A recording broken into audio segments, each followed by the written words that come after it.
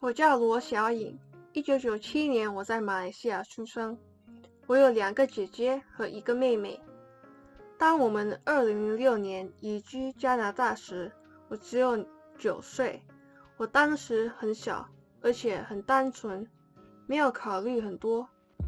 但我的姐姐们已经16岁和18岁了，因此我的姐姐仍在收听新加坡的电台节目，并时时关注着马来西亚榴莲季节的最新消息。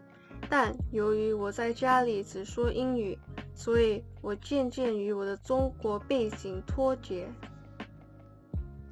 马来西亚人通常会说至少3种语言，例如当我妈妈给她的父亲打电话时，他们可能在一句话里就可以切换多达3种语言。现在你可能想问我，小颖，你会说几个语言呢？如果只算可以说的流利的语言的话，只有1个。英语。那我还能说我是马来西亚人吗？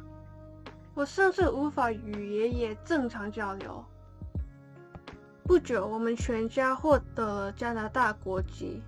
在这之后，我就更加困惑，我到底是谁？给过去的我，抱歉，你不是名人，也不是言承旭的朋友。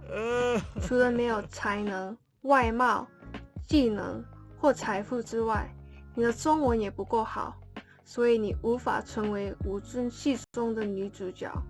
你也不是西人，所以你永远不会成为 Troy 的 Gabriella。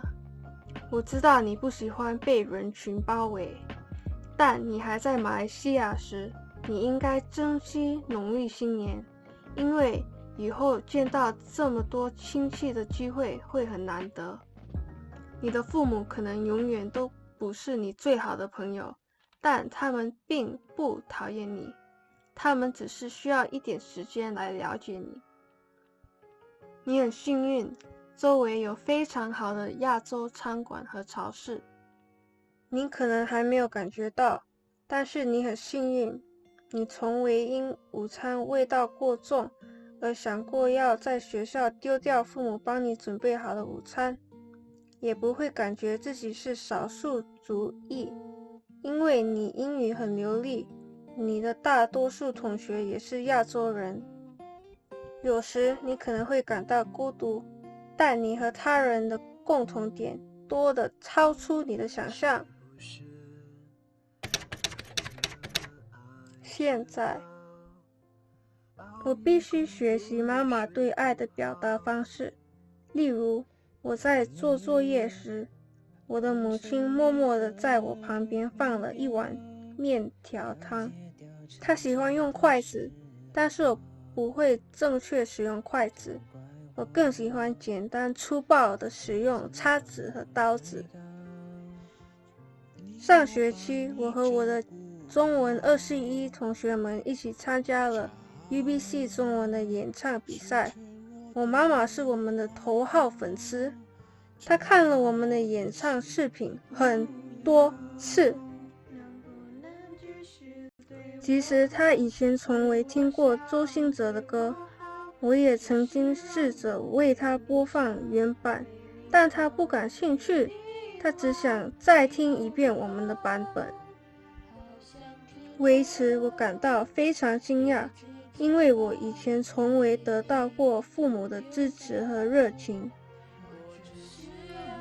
我的父母也从未如此关心我的学习，但他们知道我中文课的时间，也会在我上课时在旁边听课。在春假的时候，他们不断问我：你今天不是有中文课吗？然后我不得不回答：我休息一下也不可以吗？他们甚至开始尝试在课余时间教我更多的中文。我告诉你这些故事，不仅是因为我觉得他们好笑，而是因为在这些事发生之后，我才意识到，并不是我的家人从不关心我，而是学习中文让我和我的父母和姐姐们终于有了沟通的渠道。我了解到，有时候在亚洲文化中，你做的比说的更重要。这是我在 UBC 上的最后一门中文课程，但我觉得我还需要学习更多有关中国文化的知识，才能真正了解我身为中国移民居住在加拿大的身份。